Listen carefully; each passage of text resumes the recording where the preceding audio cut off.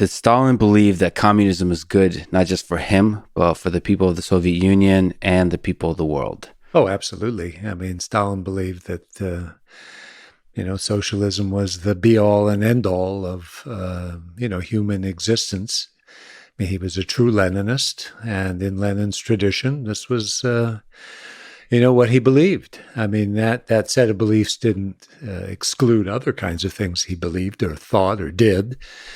But no, the way he defined socialism, the way he thought about socialism, he absolutely thought it was in the interests of the Soviet Union and of the world. And in fact, that the world was one day going to go socialist. In other words, I think he believed eventually in the international revolution.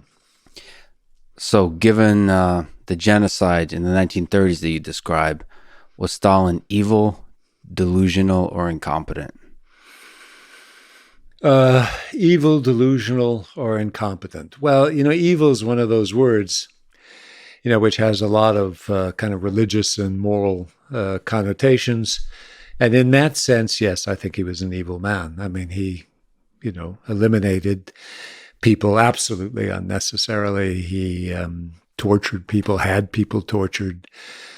He was completely indifferent to the suffering of others. He couldn't have cared a whit, that millions were suffering.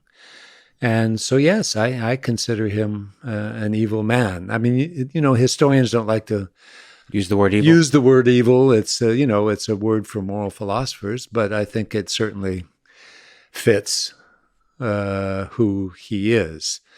I think he was delusional. And there is a wonderful historian at Princeton, a political scientist actually, named Robert Tucker, who said he suffered from a paranoid delusional system. And I always remember that of Tucker's writing, because what Tucker meant is that he was not just paranoid, meaning, I'm paranoid, I'm worried you're out to get me, right? Mm-hmm. But that he constructed whole plots of people, whole systems of people who were out to get him. So, in other words, his delusions were that there were all of these groups of people out there who were out to diminish his power and remove him from his position and undermine the Soviet Union, in his view. So, yes, I think he did suffer from delusions. And this had a huge effect, because whole groups then were destroyed by his activities, which he would construct based on these delusions. He was not incompetent. He was an extremely competent man. I mean, I think most of the research that's gone on, especially since the Stalin archive was opened at the beginning of the century, and I think almost every historian who goes in that archive comes away from it with the feeling of a man who is enormously hardworking, intelligent, with an acute sense of politics, a really excellent sense of, political rhetoric, a fantastic editor, in a kind of agitational sense. I mean, he's a real agitator, right? And of a really hard worker. I mean, somebody who works from morning till night, a micromanager in some ways. So his competence, I think, was really extreme. Now, there were times when that fell down, times in the 30s, times in the 20s, times during the war, where he made mistakes. It's not as if he didn't make any mistakes. But I think, you look at his stuff, you look at his archives, you look what he did.